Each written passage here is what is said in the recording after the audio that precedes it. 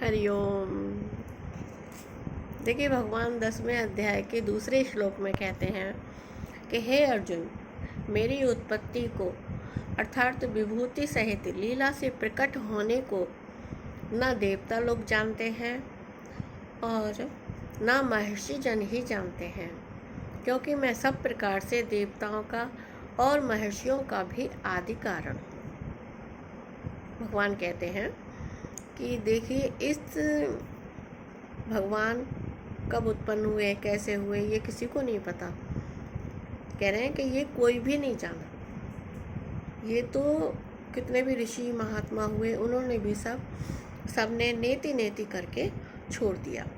कोई भी उनके विषय में नहीं जान पाया कि भगवान की उत्पत्ति कहाँ से हुई, कैसे हुई, कोई नहीं जान पाया।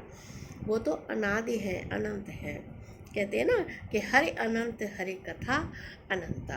भगवान भी अनंत है और भगवान की कथाएं भी अनंत हैं। तो कहते हैं कि इस भगवान को समझने के लिए, भगवान की भक्ति के लिए हम सबको सत्संग से जुड़ना चाहिए। किसी महात्मा की शरण में, महात्मा का मतलब ये नहीं है कि किसी पुरुष की बात हो रही है।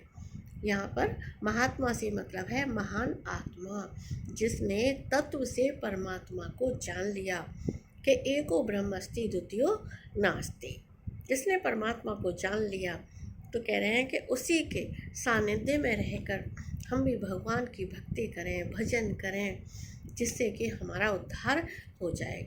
देखिए, 33 करोड़ देवी देवताएं हैं, लेकिन वो भी इस सत्संग के लिए तरसते हैं।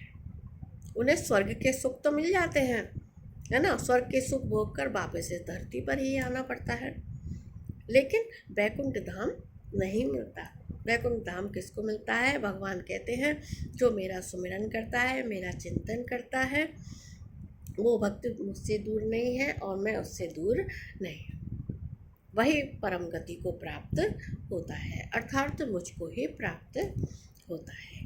इसलिए सबसे अनुरोध है कि अपने उद्धार के लिए, अपने वैकुंठ धाम के लिए, वैकुंठ का एक मतलब ये भी है किसी प्रकार की कुंठा हमारे मन में ना रहे, क्योंकि संशयात्मा विनश्यति।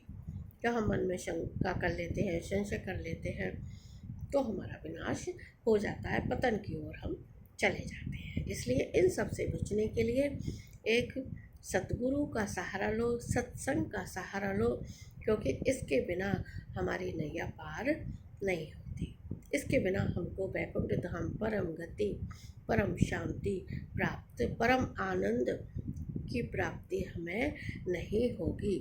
आप चाहे कितनी भी भक्ति, पूजा पाठ, कर्म कांड कर लें, लेकिन जब तक आप ज्ञान सहित भक्ति नहीं करेंगे, तब तक आपको वो परम शांति, परमानंद नहीं मिलेंगे।